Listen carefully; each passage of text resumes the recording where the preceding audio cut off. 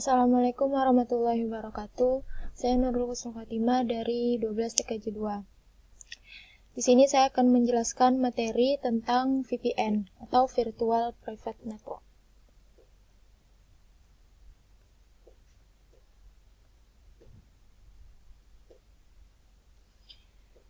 VPN, pengertian dari VPN. Secara umum, VPN atau jaringan privat virtual merupakan sekumpulan komputer atau jaringan tersendiri yang dijalin bersama-sama melalui jaringan publik seperti internet. Sebuah VPN mengamankan koneksi internet komputer kita guna memastikan bahwa segala sesuatu yang kita terima dan kirimkan sudah dienkripsi dan tersembunyi dari mata manapun yang ingin tahu. Selanjutnya macam-macam dari VPN. Di sini saya akan menjelaskan 4 contoh dari macam-macam VPN. Yang pertama yaitu VPN PPTP atau Point-to-Point Tunneling Protocol. Yang kedua VPN L2TP atau Layer to Tunneling Protocol. Yang ketiga SSL atau Secure Socket Layer dan TLS atau Transport Layer Security. Dan yang terakhir VPN IPsec atau Internet Protocol Security. Yang pertama VPN PPTP. VPN PPTP singkatan dari Point-to-Point Tunneling Protocol atau artinya protokol kanalisasi titik ke titik. Seperti namanya, VPN PPTP menciptakan kanal dan menangkap data. VPN PPTP digunakan oleh para pengguna jarak jauh untuk menyambungkan mereka dengan jaringan VPN menggunakan koneksi internet internet mereka yang sudah ada. Untuk mengakses VPN, pengguna masuk VPN memakai kata sandi yang sudah diakui. VPN PPTP ideal untuk pengguna pribadi dan bisnis sebab mereka tidak perlu membelinya dan pemasangan perangkat keras ekstra dan fasilitasnya secara khusus dijajakan sebagai perangkat lunak tambahan yang tidak mahal.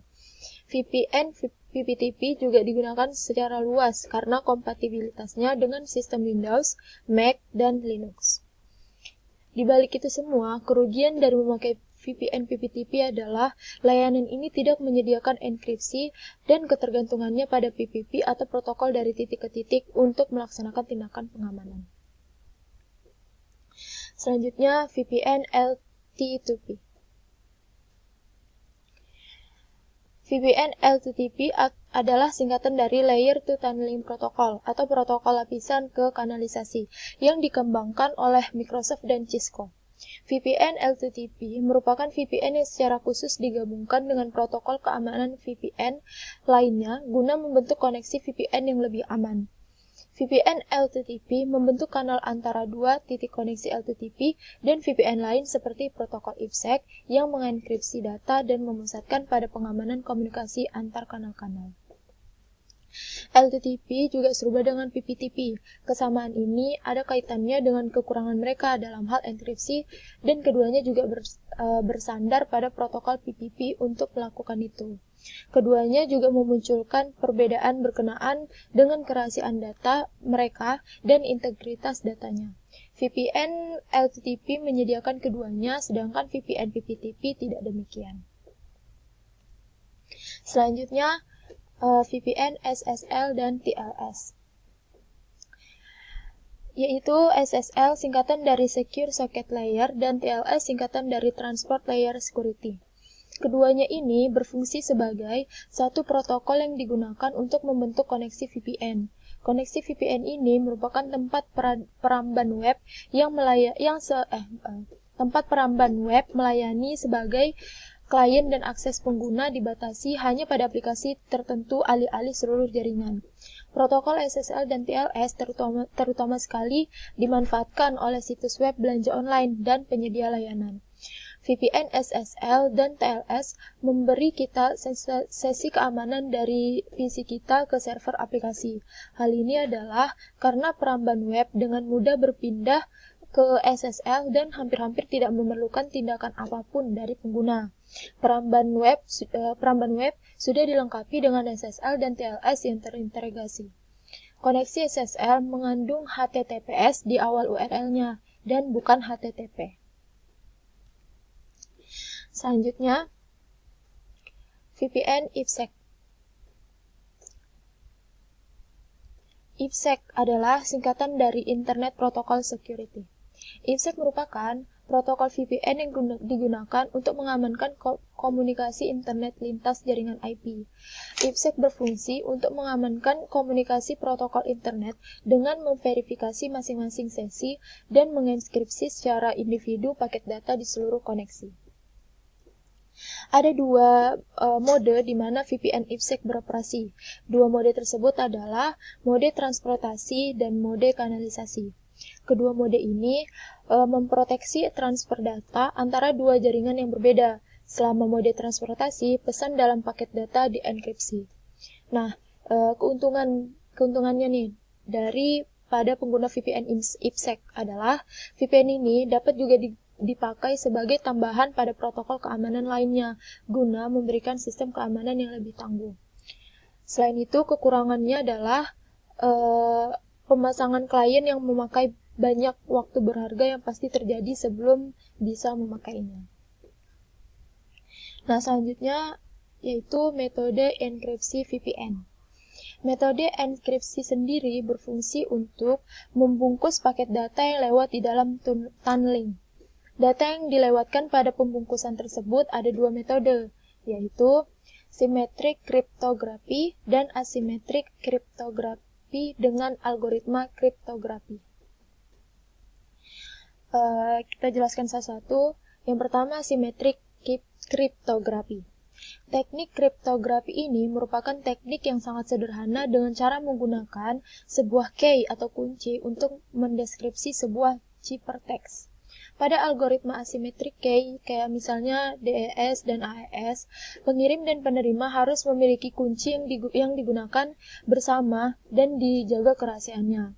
Pengirim menggunakan kunci ini untuk enkripsi dan penerima menggunakan kunci yang sama untuk deskripsi. Selanjutnya, asymmetric cryptography. Teknik kriptografi asimetrik merupakan teknik yang menggunakan dua buah key atau kunci untuk mendeskripsi sebuah ciphertext, yaitu public key dan private key. Pada algoritma asymmetric key, kayak misalnya RSA, terdapat dua kunci terpisah. Sebuah public key diterbitkan dan membolehkan siapapun pengirimnya untuk melakukan enkripsi, sedangkan sebuah private key dijaga kerahasiaannya oleh penerima dan digunakan untuk melakukan deskripsi. Nah, di sini ada macam-macam enkripsi VPN. Yang pertama ada AES atau Advanced Encryption Standard. AES merupakan algoritma kriptografi yang digunakan untuk mengamankan data. Selanjutnya, yang kedua RSA atau Reverse Shamir Alemán.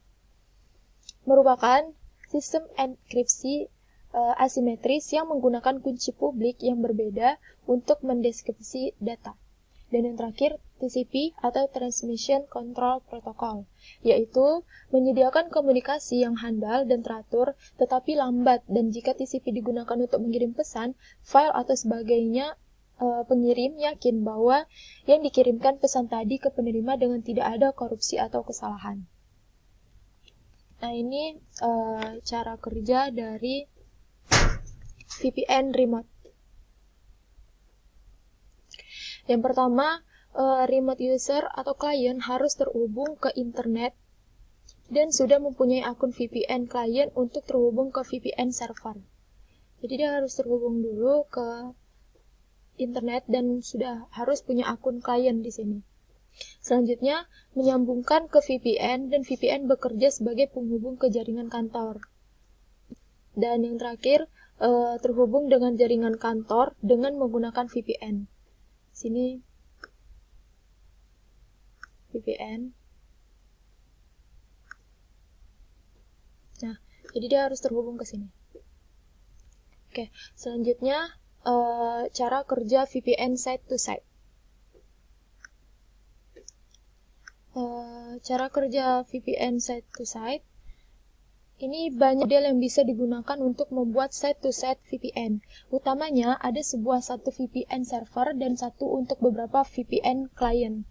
Klien harus bisa mengakses alamat IP VPN server. Dalam hal ini, umumnya VPN server harus mempunyai IP publik, terutama IP publik statis. Sementara, klien VPN bisa menggunakan koneksi apa saja, tidak harus mempunyai IP publik.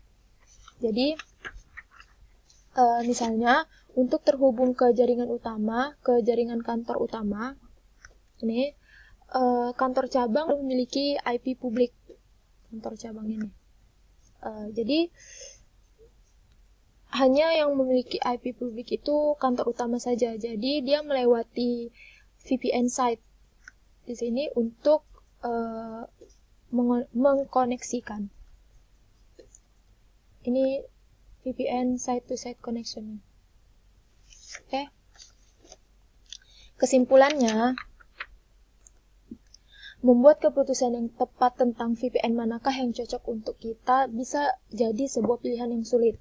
Dalam upaya memutuskan yang manakah VPN untuk kita, pertama kali yang ditentukan adalah apa jenis keamanan yang kita miliki.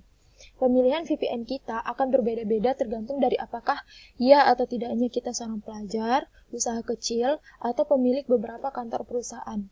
Gagasan lainnya yang sebaiknya kita pertimbangkan adalah seberapa ekstensif seharusnya keamanan kita berkenaan dengan apakah ya atau tidaknya kita memakai sesuatu yang sederhana saja atau yang lebih kompleks seperti VPN hybrid. Faktor lain adalah biaya yang akan ikut berpengaruh selama proses pengambilan keputusan ini. Seberapa banyak uang yang kita siapkan dan seberapa berharganya biaya ini pada pengamanan koneksi internet kita. Nah, setelah kita mampu menjawab pertanyaan-pertanyaan itu dalam memutuskan jenis VPN, untuk kita akan menjadi pilihan yang lebih mudah.